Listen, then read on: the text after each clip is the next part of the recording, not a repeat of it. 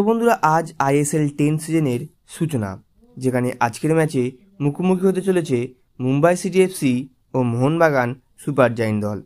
যেখানে নিঃসন্দেহে এই দুটি দল অনেক বেশি শক্তিশালী। যেখানে গতবারে মুম্বাই সিটি এফসি দল আইএসএল 9 সিজনের ট্রফি জিতেছিল এবং মোহনবাগান সুপার জায়েন্ট দল সেই সিজনেই লিগ শিল্ড জিতেছিল। যেখানে গতবারের মতো এবারেও দুই দলই ট্রফি জয়ের দৌড়ে অবশ্যই এগিয়ে থাকবে বলেই আশা করা যাচ্ছে।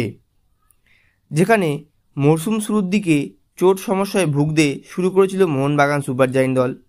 দলের একাধিক নামী তারকা ছিটকে গিয়েছিলেন মাঠের বাইরে। মুম্বাইয়ের বিরুদ্ধে ম্যাচ শুরু হওয়ার আগে অবশ্য কিছুটা হলেও স্বস্তির খবর মোহনবাগান দলে, যেখানে ইতিমধ্যেই জেমি ম্যাকলারেন অনুশীলন করা আরম্ভ করে দিয়েছে। এছাড়াও জেমির পাশাপাশি আরও দুই ফুটবলার পুরোপুরি ফিট হয়ে মাঠে নামার জন্য তৈরি হচ্ছেন।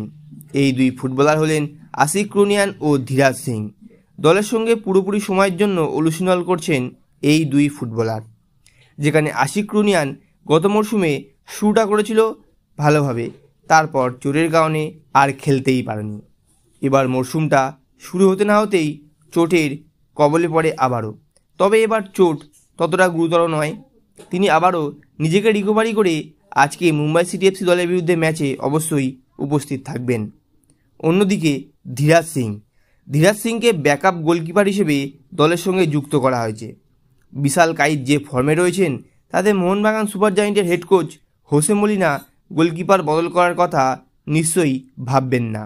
তবুও বিশাল কাইতের ব্যাকআপ গোলকিপার হিসেবে ধীরাজ সিংকে কিন্তু মোহনবাগান দল রেখে দিয়েছেন এবং এই ধীরাজ সিং তিনিও কিন্তু চোট সমস্যায় ভুগছিলেন।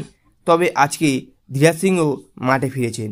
সুতরাং বন্ধুরা, মুম্বাই সিটি এফসি দলের বিরুদ্ধে ম্যাচের আগেই কিন্তু ধীরাজ সিং এবং আশিক ক্রুনিয়ান এই দুটি প্লেয়ার অবশ্যই মোহনবাগান দলের হয়ে আজকে মোহনবাগানের স্কোয়াডে উপস্থিত থাকবেন এবং দলের প্রয়োজনে তারা অবশ্যই মাঠে নামবেন।